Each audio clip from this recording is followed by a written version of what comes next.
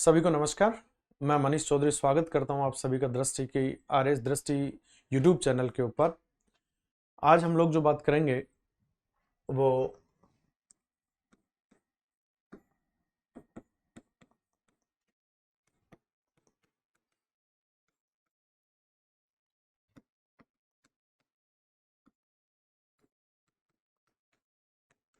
एक टॉपिक पे बात करेंगे जो राजस्थान के संदर्भ में एक करंट के रूप में भी और चर्चित बिंदु के रूप में भी है, जो राजस्थान की सिंचाई परियोजनाओं का एक बड़ा हिस्सा है और अभी निर्माणाधीन स्थिति के अंतर्गत भी है। ये जो परियोजना है ये राम जल लिंक सेतु परियोजना है। इसके लिए कटिंग अगर अपन जो देखते हैं तो ये राम जल सेतु लिंक परियोजना के रूप में जब माननीय प्रधानमंत्री जी जयपुर आए थे उसी दौरान ये अखबार के ऊपर एक एडवर्टाइजमेंट था। इसी की पूरी विस्तृत व्याख्या मैं आपको आज लेकर के पूरा समझाता हूं कि ये परियोजना है क्या। इस बिंदु के अंतर्गत जो टॉपिक हमने बनाए हैं राम जल सेतु लिंक परियोजना के अंतर्गत, इसमें सबसे पहली बात हम लोग ये सीखेंगे कि ये परियोजना क्या है। दूसरे नंबर पर हम बात करेंगे कि ये जो परियोजना है ये परियोजना क्यों निर्मित की गई है तथा इस परियोजना के तहत जो भी निर्माण होगा वो क्या क्या निर्माण होगा। ठीक है ना। तो सबसे पहली बात करते हैं हम कि जो राम जल लिंक सेतु परियोजना है ये क्या है। तो सबसे पहले जो राम जल लिंक सेतु परियोजना है ये इससे पहले इस परियोजना को नाम दिया गया था ERCP और ये परियोजना ही एक तरह से संशोधित कालीसिंध पार्वती चंबल या पार्वती, पहले मैं लिखता हूं PKC प्रोजेक्ट है। ये पार्वती कालीसिंध चंबल परियोजना। देखिए यहां पर ये तीन नाम मैंने लिखे हैं। आज वर्तमान में राम जल लिंक सेतु परियोजना है, जो इससे पहले क्या थी ERCP। ERCP जब हम भारत या राजस्थान के अंतर्गत नदियां पढ़ते हैं तो नदियों के बिंदु के अंतर्गत एक करंट के रूप में बिंदु आता है नदी जोड़ो परियोजना। नदी जोड़ो परियोजना के तहत राजस्थान के अंतर्गत एक लिंक है जिसको हम पार्वती कालीसिंध चंबल लिंक बोलते हैं और ये नदी जोड़ो परियोजना के तहत घोषित किया गया राज्य का पहला लिंक था, जिसमें चूंकि चंबल जो नदी है उस चंबल नदी की सहायक नदी है कालीसिंध और पार्वती, तो इन सभी नदियों को आपस में जोड़ना तथा इन नदियों के अधिकतम जल का उपयोग सिंचाई कार्यों के लिए, पेयजल के लिए राजस्थान में करना था। तो ये जो पार्वती कालीसिंध चंबल परियोजना जो नदी जोड़ो परियोजना के तहत थी, इसी पार्वती कालीसिंध चंबल परियोजना को संशोधित पार्वती कालीसिंध चंबल परियोजना के नाम से जान रहे हैं, जो अब वर्तमान में क्या कर दिया राम जल लिंक सेतु परियोजना। तो अगर हम बात करते हैं यहां पर राम वर्ड जो है यहां लिया गया है राजस्थान के लिए और मैं जो वर्ड लिया गया है वो किसके लिए, मध्य प्रदेश के लिए। चूंकि ये दोनों जो नदियां हैं वो राजस्थान, चूंकि मध्य प्रदेश से आ रही हैं और राजस्थान के अंतर्गत इनका प्रवेश हो रहा है, इसलिए दोनों राज्यों का एक संयुक्त लिंक हो गया, इसलिए ये संशोधित कालीसिंध PKC पार्वती कालीसिंध और चंबल जो परियोजना है उसके रूप में है। अगर हम बात करते हैं सबसे पहली बात कि ये जो आपका प्रोजेक्ट है, इसी प्रोजेक्ट के अंतर्गत जो इसका इससे पहले का नाम था, इसका नाम था ईस्टर्न राजस्थान कैनल प्रोजेक्ट, पूर्वी राजस्थान नहर परियोजना। तो एग्जैक्टली ये जो परियोजना है किस राजस्थान के लिए है, पूर्वी राजस्थान के लिए है। ठीक है। अब इस परियोजना में क्या होगा तो देखिए, अब मैं आप लोगों को एक राजस्थान के मैप के ऊपर राजस्थान से बहने वाली कुछ नदियों को यहां पर ड्रॉ करता हूं।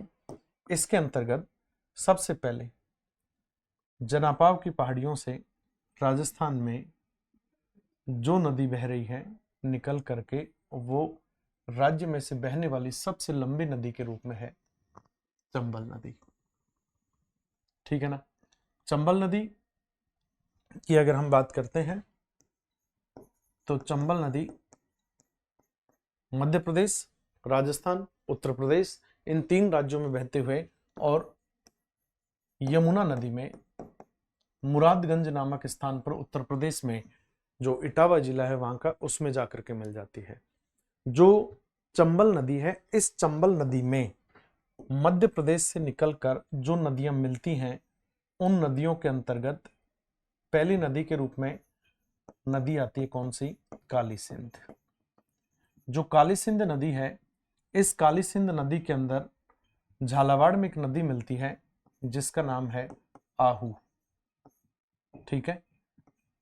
वहीं मध्य प्रदेश से निकलकर परवन नदी झालावाड़, बारा और कोटा में बहते हुए और मिल जाती है किस नदी में? काली सिंध में। तो जो काली सिंध नदी है इसकी सहायक नदी है आहू और परवन नदियां। पार्वती नदी मध्य प्रदेश में से निकल करके बारा और कोटा में बहते हुए ये कोटा सवाई माधोपुर की सीमा के पास में और किस में मिल जाती है? आपके चंबल नदी में। तो ये पार्वती नदी। ठीक है। पार्वती नदी में ही जो आपके बारा जिला है उसमें एक सहायक नदी के रूप में मिलती है कूल नदी। ठीक है ना। ये पार्वती की सहायक नदी है। उसके बाद में एक नदी है कुन्नू नदी जो मध्य प्रदेश से निकल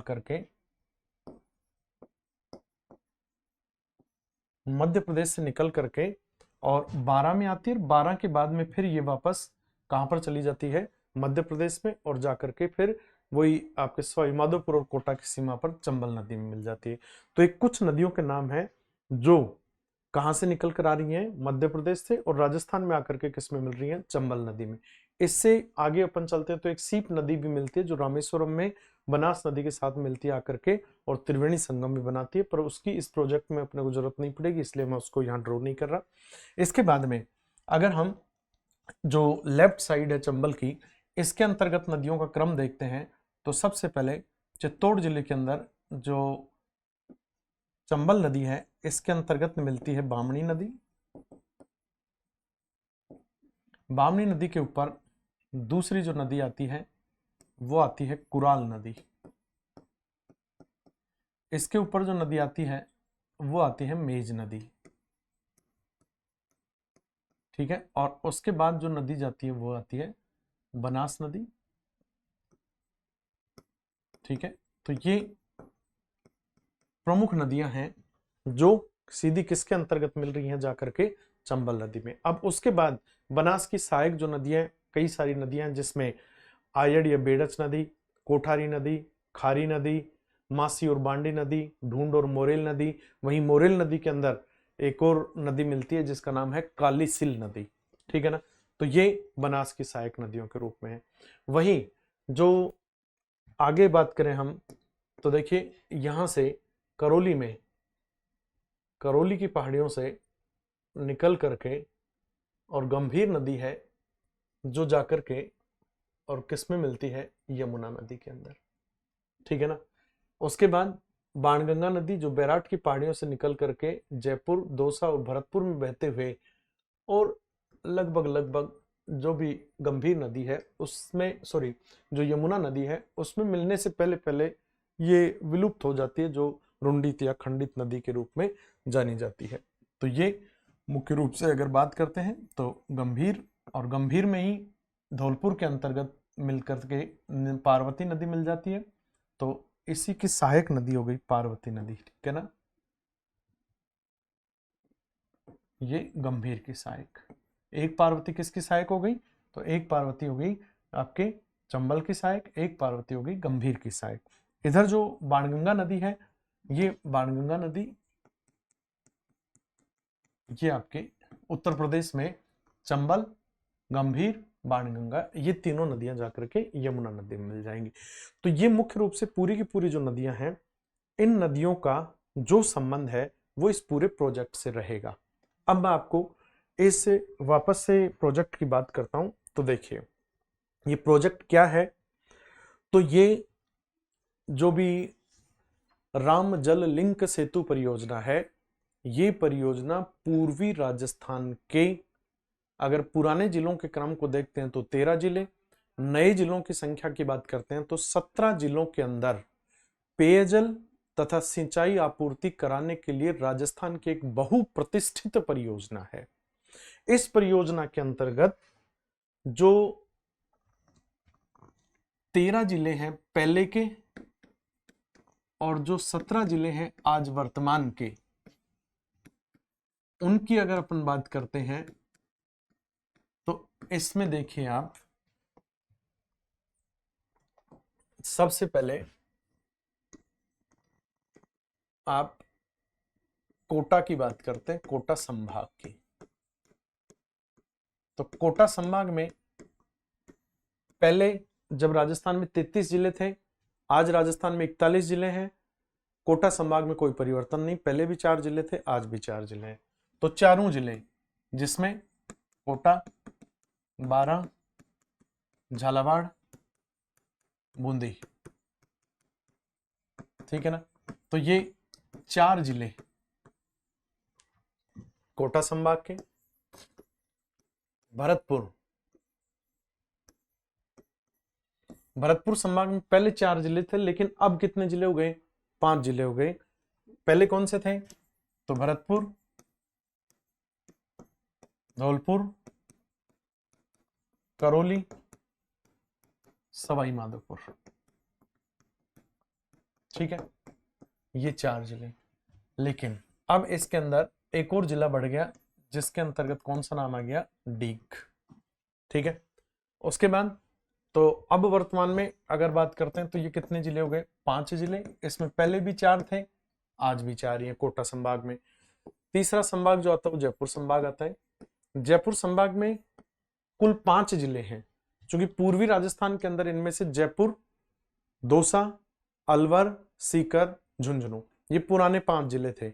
सीकर और झुंझुनू जिलों के अंदर कोई परिवर्तन नहीं हुआ, उनका संबंध इधर ईआरसीपी से है भी नहीं, तो उनको हटा दिया। अब बचे 3 जिले, जयपुर, दौसा, अलवर।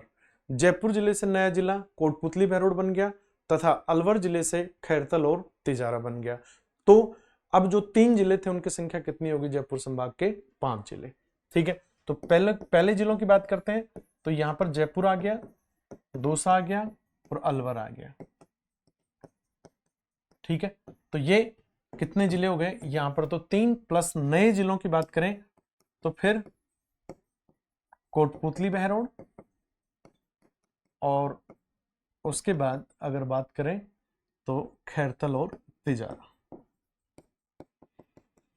तो ये आपके फिर से 5 जिले हो गए, ठीक है। चौथे नंबर पर आता है अजमेर संभाग। अजमेर संभाग की बात करोगे तो अजमेर संभाग में पहले 4 जिले थे, अजमेर, नागौर, टोंक, भीलवाड़ा, ठीक है।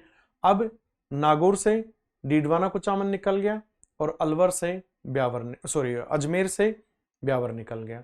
तो टोटल 2 जिले जो थे उनकी संख्या बढ़ गई। यहां अगर हम बात करते हैं पुराने प्रोजेक्ट मतलब पुराने जिलों की संख्या के रूप में, तो इसमें 2 जिले शामिल थे, एक अजमेर और अजमेर के अलावा दूसरा जो जिला है उसके रूप में टोंक, ठीक है। तो ये 2 जिले। तो अगर हम पुराने जिलों की संख्या देखते हैं तो 4, 8, 3, 11 और 2 13 जिले आ गए। इधर अगर हम बात करें तो अजमेर से नया जिला निकल गया, कौन? ब्यावर। तो अब ये जिले कितने हो गए? यहाँ पर 3। नए जिलों की संख्या देखते हैं तो 4 और 5 9, 9 और 5 14 और 3 17। तो इस रूप में ये 17 जिलों की परियोजना रहेगी, जिसमें पेयजल और सिंचाई। देखिए यहां पर जो मैं बात कर रहा हूं इसके अंतर्गत जो लिखा गया है, इस कटिंग के ऊपर भी आप लोग अगर देख पाएंगे इसको तो देखें 17 जिलों की 3.25 करोड़ आबादी को क्या मिलेगा? पेयजल मिलेगा, ठीक है। अब उसके बाद 17 जिलों के अंतर्गत ये 17 जिलों का मैप देखिए, कोटा, बारां, झालावाड़, बूंदी, 4 जिले हो गए। उसके बाद भरतपुर, धौलपुर, करौली, सवाई माधोपुर। नया जिला कौन आ गया? डीग। जयपुर, दौसा, अलवर, 3 आ गए। कोटपुतली, भैरोड और खैरतल तिजारा दोनों नए जिले आ गए। अजमेर और टोंक नया जिला कौन? ब्यावर। तो ये 17 जो जिले हैं, इन 17 जिलों का प्रोजेक्ट आपके जो राम जल लिंक सेतु परियोजना है उसके रूप में ये 17 जिलों का प्रोजेक्ट हो गया आपके लिए। ठीक है ना। अब इन 17 जिलों को क्या फायदा होगा इस प्रोजेक्ट से? तो इस प्रोजेक्ट से जो फायदा होगा, जो लाभ होगा, वो होगा कि इन जिलों को पेयजल मिलेगा, प्लस क्या मिलेगी? सिंचाई सुविधा मिलेगी। सिंचाई सुविधा की बात करें तो जो सिंचाई सुविधा है ये 2.51 लाख हेक्टेयर क्षेत्र और 1.52 लाख हेक्टेयर क्षेत्र, ये दो डाटा है इसमें। 2.51 लाख हेक्टेयर क्षेत्र जो होगा वो इन 17 जिलों का नया क्षेत्र होगा जिसमें सिंचाई उपलब्ध होगी। अभी तक यहां किसी प्रकार की सिंचाई परियोजना से इस क्षेत्र में सिंचाई नहीं है, लेकिन इस परियोजना के चालू होने के बाद इस नए क्षेत्र में शुरू हो जाएगी। 1.52 लाख हेक्टेयर क्षेत्र ऐसा क्षेत्र है जिसमें पहले से जल आवंटित हो रहा है अन्य परियोजनाओं का, लेकिन इनको अतिरिक्त जल जो है वो इस परियोजना से इस क्षेत्र में भी उपलब्ध हो जाएगा। तो इन दोनों को अगर टोटल करते हैं तो ये 4.03 लाख हेक्टेयर जो क्षेत्र है उस टोटल एरिया के ऊपर इस परियोजना से क्या मिलेगा? सिंचाई का लाभ मिलेगा। तो नया नवसृजित एरिया ये होगा और पुराना जो ऑलरेडी सिंचित था लेकिन एक्स्ट्रा जो पानी मिलेगा वो इतना एरिया होगा। तो इस परियोजना से पेयजल और सिंचाई मिलेगी। ठीक है।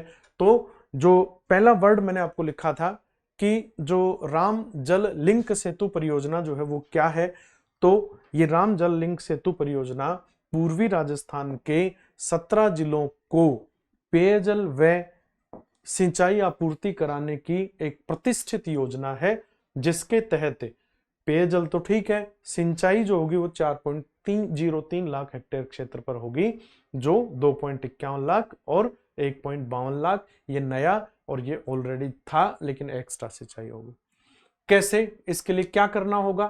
तो इसके लिए क्या करना होगा तो इसमें देखिए, जो भी ये नदियां मैंने अभी आपको बताई हैं उन नदियों में से काली सिंध, पार्वती, बाकी तो इनके सहायक है, मेज, कुराल, कुन्नू, ये जितनी जो नदियां हैं इन नदियों में बरसात के मौसम के अंदर जो पानी आता है उस पानी को चंबल नदी में, बनास नदी में, बाणगंगा नदी में, गंभीर नदी में, इन सारी नदियों में उपलब्ध करवाया जाएगा। यानी कि जो भी यहां मैं अगर बात करूं, काली सिंध, पार्वती, कुन्नू, मेज, कुराल, ये जो सारी नदियां हैं इन नदियों का जल वर्षा ऋतु के दौरान जो भी अतिरिक्त जल होगा वो चंबल नदी को, बाणगंगा नदी को, बनास नदी को, गंभीर नदी को, ठीक है, इन सारी नदियों को उपलब्ध करवाया जाएगा ये बहुप्रतिष्ठित परियोजना के अंतर्गत। ठीक है ना। अब बात आती है कि ये जो भी जल उपलब्ध होगा इसके अंतर्गत, इस परियोजना के अंतर्गत निर्माण जो किया जाएगा, नया जो निर्माण होगा इस परियोजना में टोटल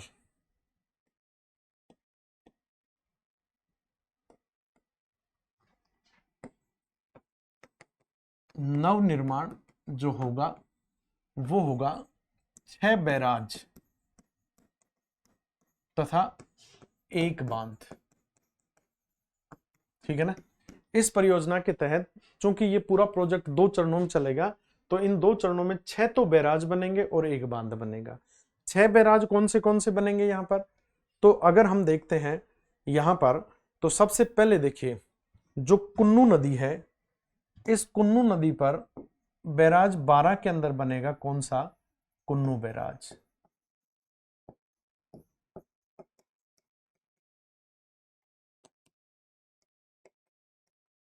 नंबर 1 बात, ठीक है। दूसरे नंबर पर अगर हम बात करते हैं, जो कूल नदी है, इस कूल नदी पर बनेगा रामगढ़ बैराज 12 के अंदर।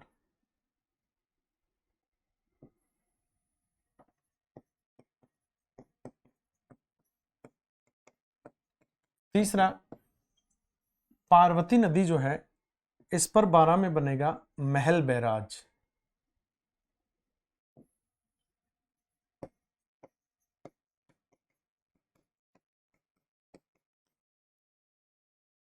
ठीक है। इसके बाद काली सिंध नदी पर कोटा में दिगोद जो तहसील है, वहां पर बनेगा नवनेरा बैराज।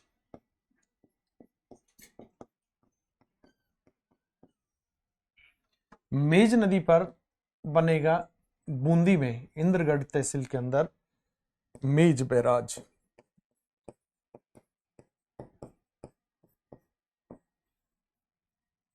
ठीक है। बनास नदी पर सवाई माधोपुर में बनेगा राठौड़ बैराज।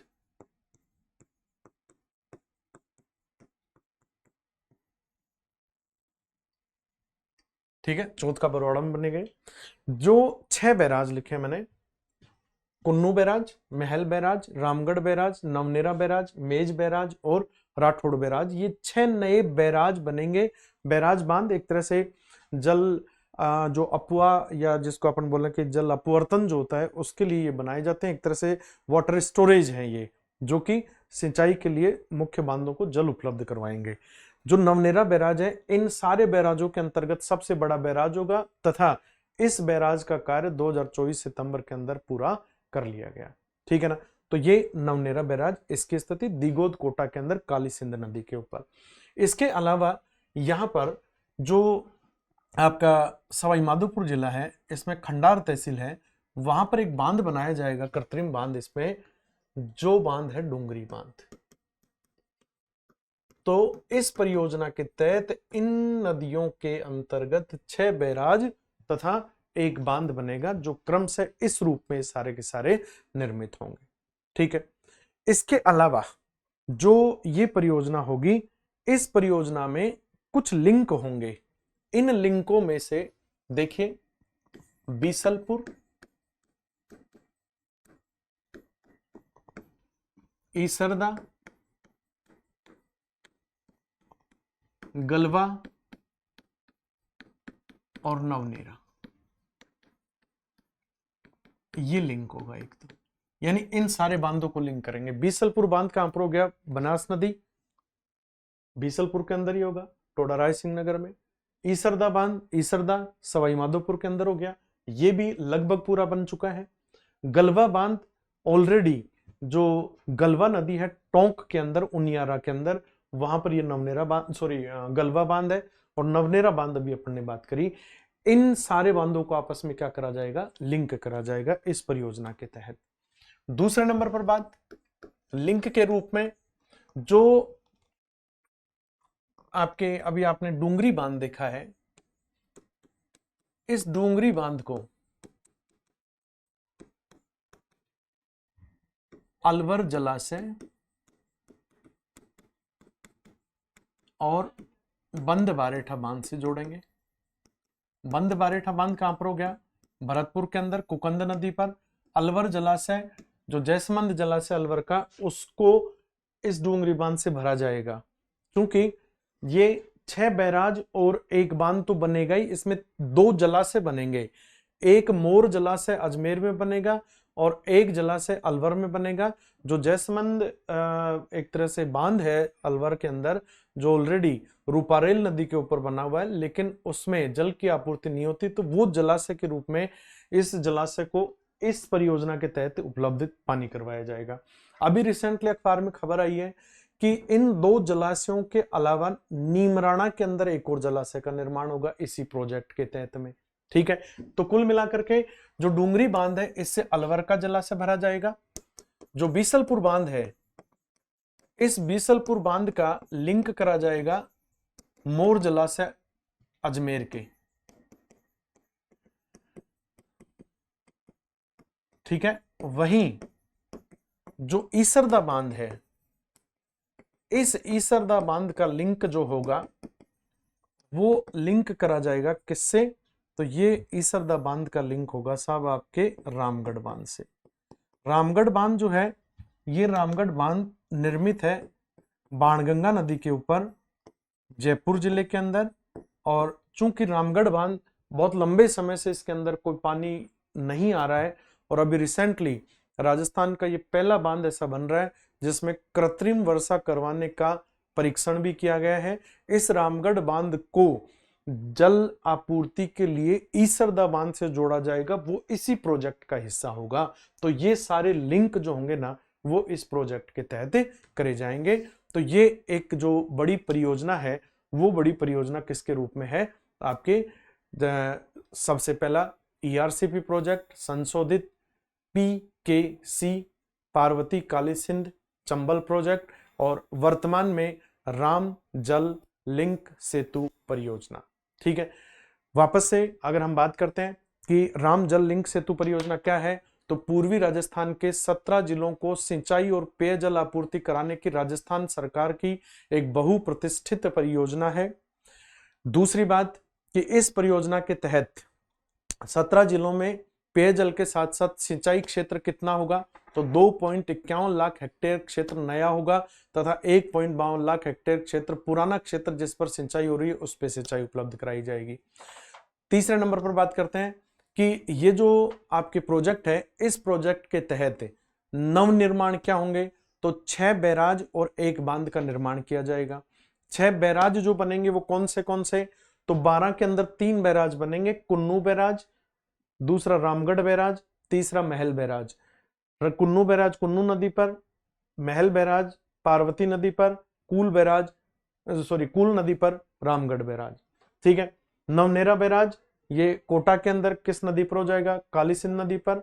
मेज नदी पर बूंदी के अंदर मेज बैराज हो जाएगा, और बनास नदी पर सवाई माधोपुर के अंदर राठौड़ बैराज। वहीं सवाई माधोपुर में ही यहाँ इस प्रोजेक्ट के तहत क्या होगा? डूंगरी बांध का निर्माण किया जाएगा। तो ये 6 बैराज और 1 बांध इसके तहत निर्मित किए जाएंगे। और वर्षा के दौरान जो भी आपके नदियां हैं, जिनमें काली सिंध नदी, पार्वती नदी, कुन्नू नदी, मेज नदी, कुराल नदी, इन नदियों का अतिरिक्त जल चंबल नदी, बनास नदी, गंभीर नदी, बाणगंगा नदी, कालीसिल नदी, इन सारी नदियों को उपलब्ध करवाया जाएगा। ये पूरा प्रोजेक्ट रहेगा। और ये जो पानी इनको उपलब्ध करवाएंगे तो इन बांधों के तहत इसको क्या करेंगे? हम एक तरह से स्टोरेज करेंगे और फिर पेयजल और सिंचाई में काम में लेंगे। इसके तहत लिंक क्या क्या होगा? तो लिंक में बीसलपुर बांध, ईसरदा बांध, गलवा बांध और नवनेरा बांध को जोड़ा जाएगा। इन बांधों की बात करी, गलवा बांध कहां पर हो गया? गलवा नदी पर, टोंक जिले के अंदर। डूंगरी बांध जो है, इसका पानी अलवर जलाशय और बंद बाराठा को पहुंचाया जाएगा। बीसलपुर बांध का पानी मोर जलाशय को पहुंचाया जाएगा, और ईसरदा बांध का पानी रामगढ़ बांध को पहुंचाया जाएगा। ये पूरा जो प्रोजेक्ट था वो आपके राम जल लिंक सेतु परियोजना के रूप में था। आज की जानकारी यहीं तक, आगे की बात फिर किसी दूसरी क्लास में। धन्यवाद। अब एग्जाम की तैयारी को और बेहतर करने के लिए हमारे चैनल को लाइक, शेयर और सब्सक्राइब करना ना भूलें।